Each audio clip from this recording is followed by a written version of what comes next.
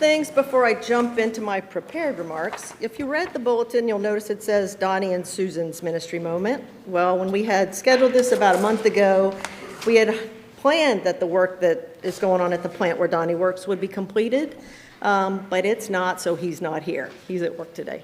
The second thing is, we planned this a month ago. We wrote the comments up 3 weeks ago, and the scripture that we have included is from Ecclesiastes 3.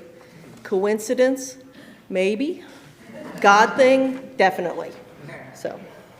So I'm Susan. Donnie and I are part of the Louisiana Volunteer and Mission Team that is going to Cuba this October from the 10th to the 20th. Many of you remember Jerry Johnston. He had a passion for mission, and especially the mission in Cuba. For many years, Jerry asked Donnie and I to go with him, to join him on the team. And each year we said, well, we can't go this year. Too many kid activities. We don't have enough vacation. You know, there's a lot going on, but next year, maybe next year. And that year never came. Jerry was gone before we could join him on the trip to Cuba. But as Ecclesiastes says, there is a time for everything, and a season for activity under the heavens, a time to be born, a time to die, a time to plant, a time to uproot, a time to kill, a time to heal, a time to tear down, and a time to build. In early 2018, Susan Johnston approached Donnie and I about going to Cuba.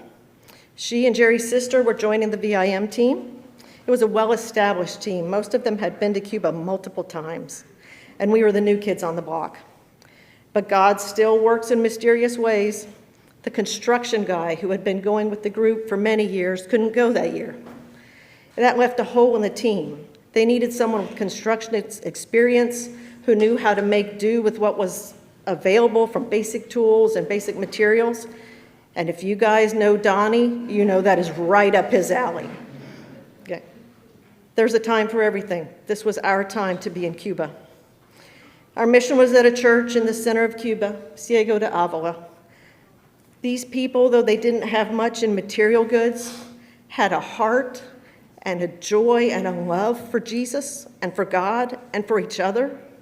You could see it when they came to help us work. They fed us. They came and supported each other at the church. It didn't matter whose kid was running around. It was everybody's kid. It was everybody's grandparent. We were ministered by them. I don't know that we ministered to them at all. And it was such a joy, and we did help work on the church, and they did commission that church about 6 months after we were gone, due to some of our work, but mainly theirs. But that was the last Louisiana VIM trip to Cuba in 2018. Between political issues and between the pandemic, a group has not been back in the last 3 years. Our team coming back in October will be the first ones back since then. Actually 4 years. But conditions in Cuba have become much more challenging since we were there 4 years ago. They're suffering the worst economic crisis they've had in 30 years. Their GDP has dropped 13% just in the last year. Their inflation rate is 70% compared to our 9% that we've recently seen. Tourist arrivals in the first half of 2022 are 25% of what they were in 2019. And tourism is their primary source of economics and money into their economy.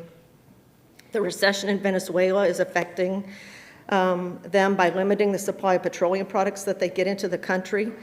They have major shortages on fuel and electricity. The government has made some economic changes starting in 21. They've increased salaries, but food rations have been reduced, and Cubans now buy 60% of their foods at unsubsidized prices versus 40% before that. With an inflation rate of 70%, few can afford to buy food. This is a looming humanitarian crisis. I'd like to think that God wouldn't mind if we added a line to Ecclesiastes. There's a time to support, and there's a time to go and do. This year's Louisiana VIM team is the go-do part of that. We ask you, St. John's, to be part of the support. Please pray for our team as we prepare to go to Cuba, and pray for the people of Cuba as they struggle to put food on the table on a daily basis. As a team, we bring our materials to do work. We bring the tools, we bring the clothes, and we leave them there, the clothes off our back, to help support.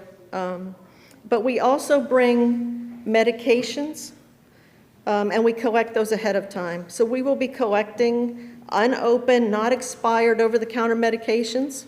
A list of them was in the Friday newsletter that came out. There's also some printed copies in the narthex if you want to look at what we're collecting. Please, no gummies or gel caps. These melt in the heat out there. And we'll have a collection box through probably the end of September out in the narthex and in the education building. If you'd rather make a monetary donation, we will accept that as well. All donations will go to the church in Cuba. They will go to the conference center, and the conference center will distribute those, the medications through the nurses, and any monetary donations through the conference center to the churches that need them. I invite you, if you have Facebook, to look up the Methodist Church in Ciego and watch a church service. You'll see a church that is singing and dancing for the Lord. The energy is contagious. The love of the Lord is evident. They are the missionaries. We're just visiting for a few weeks. In closing, I'd like to thank you. I feel like I've said a lot this year between this and the kitchen. But thanks to St. John's, to this congregation for supporting missions, not just this mission, but all the missions that we do through the church, through your regular giving, through your prayers, and everything else you do for us. Thank you.